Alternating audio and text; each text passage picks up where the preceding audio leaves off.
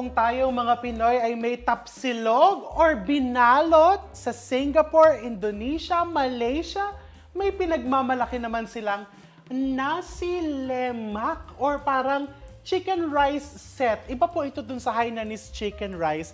It's called nasi lemak because nasi means rice in Indonesia and lemak means fat. So niluluto yung kanin sa coconut milk and yung flavors ng coconut milk plus the coconut fat, kumakapit siya dun sa kanin, nagiging sobrang sarap. And we pair the rice with any chicken dish. Pwedeng chicken curry, pwedeng fried chicken, may sambal on the side, may boiled or fried eggs, and assorted vegetables. Oh my God. Pag hahalu-haluin mo, and napakasarap. One of the best nasi lemaks na natikman ko, of course, hindi po sa Indonesia, Singapore, baka magtampo sa akin yung mga taga doon ha. The best na natikman ko ay sa Malaysia. I think, ano bang pangalan ng restaurant? Mama Kwan? Something like that. Sa isang mall po yan, sa Kuala Lumpur. Ang tagal-tagal na and super sarap talaga. Nagmamantika yung chicken curry, kapit na kapit yung lasa and very tender yung meat. At yon ang gagayahin natin today.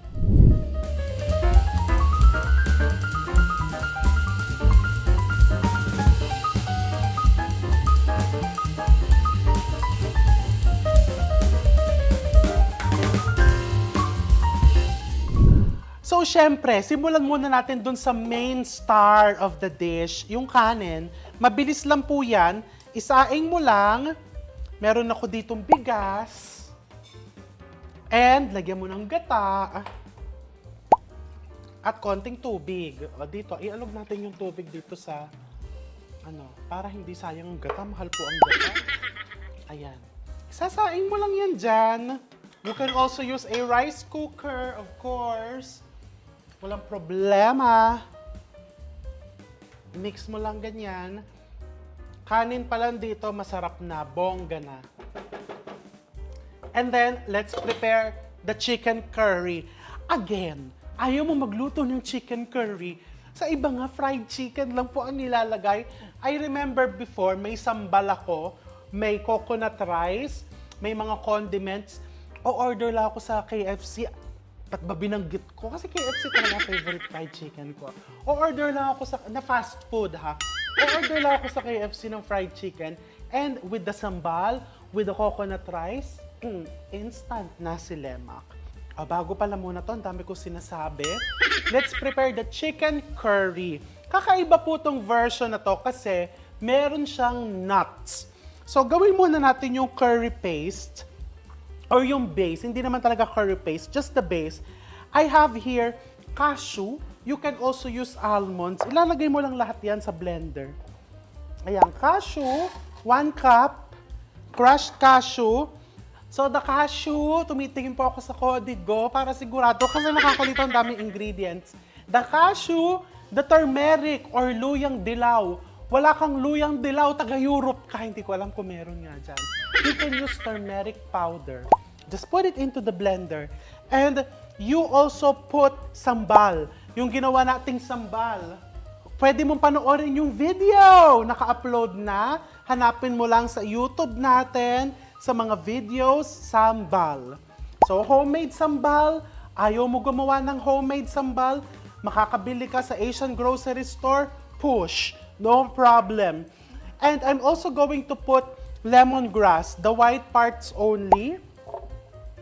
And I'm also putting oil. Ito yung parang pinaka-curry paste niyang gagamitin natin. And some water. I'm just going to get water. The water is just to help this na mag-blend. Takpan mo.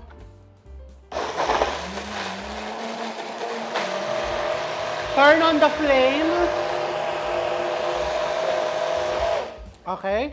And ilagay mo yung paste dito sa iyong wok or kaserola. Bakit may mani? Ito yung pinaka-thickener. O, di ba, kung tayo parang sa kare-kare or sa kaldereta, naglalagay tayo ng peanut butter. Dito naman, social, almonds, or kasoy ang nilalagay. Pwede din naman peanuts. Ba't ba hindi ko naisip yon, di ba? You put this there. Ayan, sinisimot ko syempre. Mahal ang ingredients ngayon. Actually, hahaw-hawan ko to ng tubig para masimot. Ayan, and then i-ready mong ibuhos yan mamaya. So, ang gagawin mo lang is very, very basic. Lagay mo lang yung paste dyan and put some oil. Lagay mo lang ng konting oil. And you put your chicken. Around 1 kilo to 1.5 kilos of chicken. I'm just using chicken drumstick para pare-pareho. Hindi nag-aaway ang mga bisita. 'Di ba? Na baka sabihin yung magandang part napunta kay ganito, pangit na part yung napunta sa akin, o di pare-pareho na. So what you're going to do here is, isasangkot siya mo lang yan na ganyan. Magmamantika po ito. Kung hindi siya nagmamantika ba, magdagdag ka ng mantika. Isasangkot siya mo yan na ganyan. Ipa-fry mo muna para mag-toast yung nuts together with the chicken. Okay? Inaan na natin to. Put it on low flame. Okay. Ayan o, makikita mo nagse-separate na. And I love that we are using fresh ingredients, including the luya. Alam nyo kasi, marami nagtatanong nito sa akin before, and I'm not sure if I've mentioned this in a recipe videos. There are many types of curries, and one of the most basic difference between Asian curries or Southeast Asian curries and Indian curries is the use of fresh ingredients. Pagka Southeast Asian, fresh ingredients ang ginagamit. Pagka mga Indian curries, ang ginagamit ay mostly yung mga powder, mas matapang po. So, nasa inyo yan kung anong gusto mo.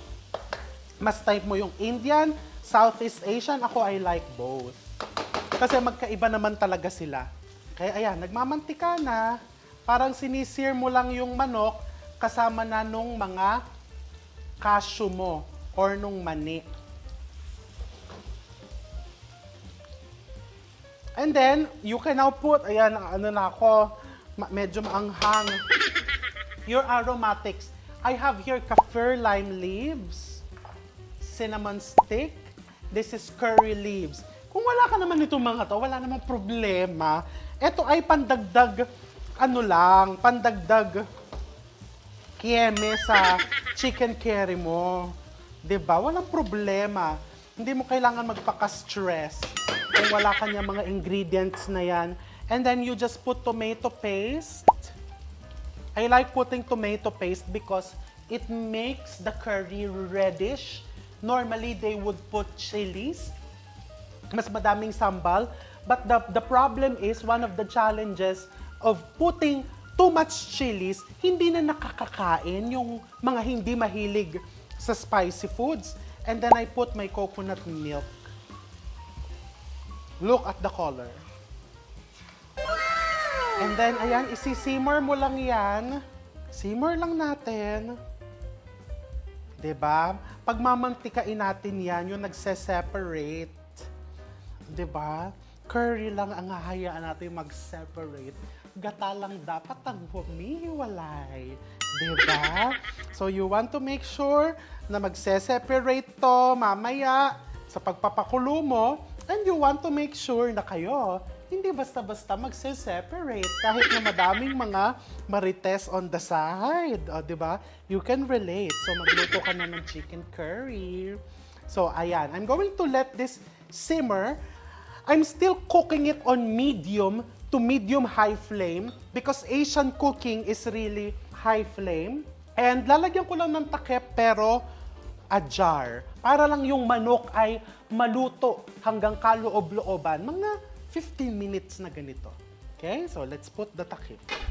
Okay? So, ito yung sinasabi ko kanina na fat separation. I'm going to season it with some salt and some patis. Salt and patis talaga.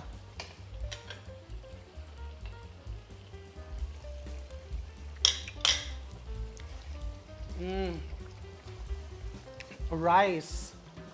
Rice na lang ang kulang. Ano pang konting salt. Okay? So now, iwan na lang natin to mga 5 minutes, final cooking. And then, i-plate na natin. Okay? My curry has fully reduced. As you can see, pinatay ko na din yung apoy. Look at the sauce. Tingnan mo, no? Ang bongga. Magtataka sila, paano mo na-achieve yung ganyang sauce? It's the cashew. Now, let's plate it. Meron ako ditong dilis, nuts, cucumber, and hard-boiled eggs. Yun ang kasama ng nasi lemak, and meron din tayo ditong yung ginawa nating coconut rice. Hinabulan ko pala ng pandan yan. Nakalimutan natin lagyan ng pandan kanina. Hinabol ko. So, just get some rice. Ayan, platada mo dyan. Into your lalagyan. And then, I have hard-boiled egg. Pwede ding fried egg, pwedeng omelette. Nasa sayo kung anong type mo. Cucumber. Sliced cucumbers. Hindi naman talaga required na ito ang ilagay. Ito lang talaga yung, kumbaga, nakasanayan. And our homemade sambal na talaga magpapabongga. Dito natin lagay sa isang side. Peanuts. Dilis. And of course, your chicken curry. O, di ba pwedeng fried chicken ang ilagay mo dito kung hindi mo bet itong chicken curry. You can put fried chicken. I'm going to put 2 pieces. Because it's for me. O, di ba? Unahin mo sarili mo. The sauce of your chicken curry. Ito talaga yung magdadala dyan. Yung sauce. And then, yung rice mo, lagyan mo lang ng konting oil from your chicken curry. Isn't it bongga? Diba? Look! So, you now have your nasi lemak. Now, the best part, tasting. Itatabi ko pala muna yung isang chicken. So, how to eat this is, you're really going to deconstruct it. Ayan o, isasama mo talaga yan. And yung chicken, iuulam mo. Pero ako, gusto kong sinasama ko. And the sambal, isama mo lahat ng sambal. Diba? Ayan. And then, with some egg, dilis, nuts, tikman mo.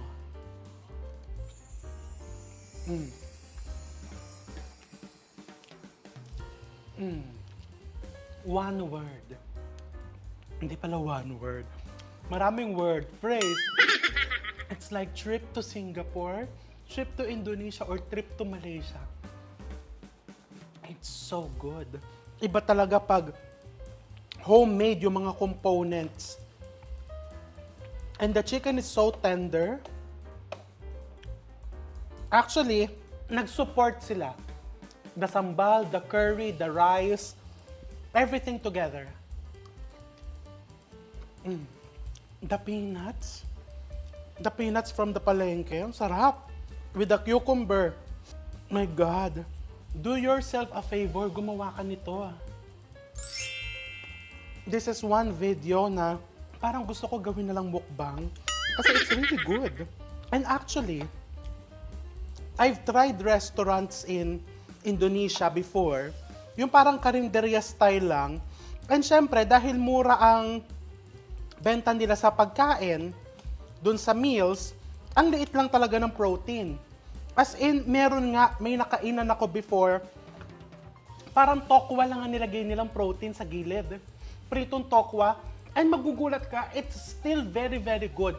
Because of the sambal, the coconut rice, and nilalagyan nila ng konting curry sauce on the side. It's really the combination of the flavors that make this dish ultimately bongga. Hindi kailangan mahal na protein yung gagamitin mo. And if you compute it, kung iisipin mo, hindi naman mahal yung recipe ng sambal natin. And even the chicken curry, well, kasyo medyo mahal. Pero even without the chicken curry, this dish will really stand out. So ano pang hinihintay mo? Gumawa ka na.